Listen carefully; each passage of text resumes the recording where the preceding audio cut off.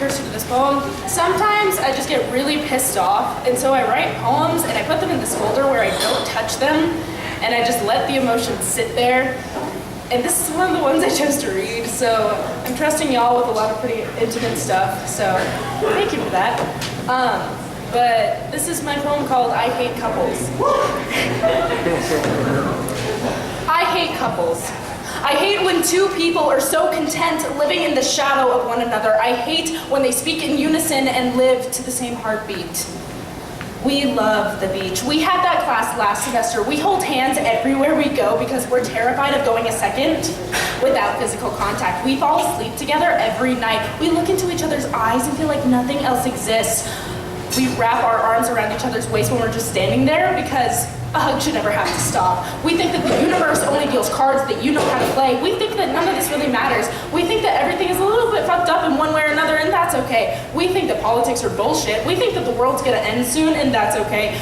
But we know that we are madly in love, and you are not. Couples. You look down upon us, the loners, the hopeless romantics, those who prefer to fuck rather than make love, and you see creatures that will never understand because they obviously aren't human. Because in order to be human, you need someone to come home to.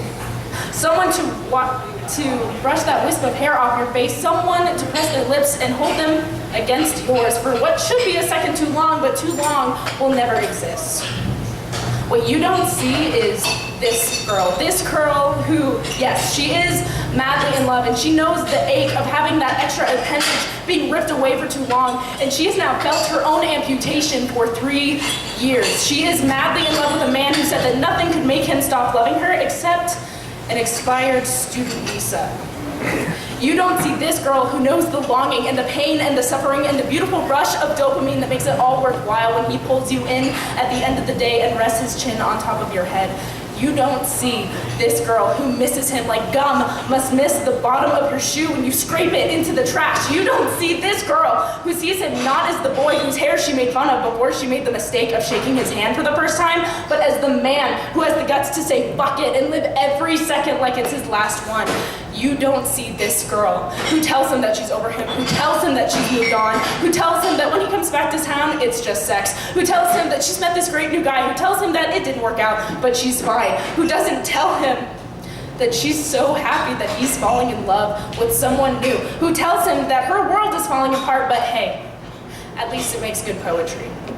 Who doesn't tell him that she spent prom night in a bed with a man who repulses her because he wasn't there, who doesn't tell him that these one-night stands are just an effort to get over him that isn't working, who doesn't tell him that yeah, it hurts when you don't stay up that extra 5 minutes to say goodnight after she makes you feel so good from a bed that is 6,000 miles away, who doesn't tell him to shut his goddamn mouth every time he talks about his beautiful new girlfriend, who doesn't tell him that she often wishes that she had never met him because she wouldn't be feeling this pain, doesn't tell him that every time she reads a poem about love or distance or missing someone or love that can never be or riding a bike with no handlebars or an old friend or kissing in the rain or what it feels like to be alone in the rain or finding that one thing you never knew that you needed, she thinks of him.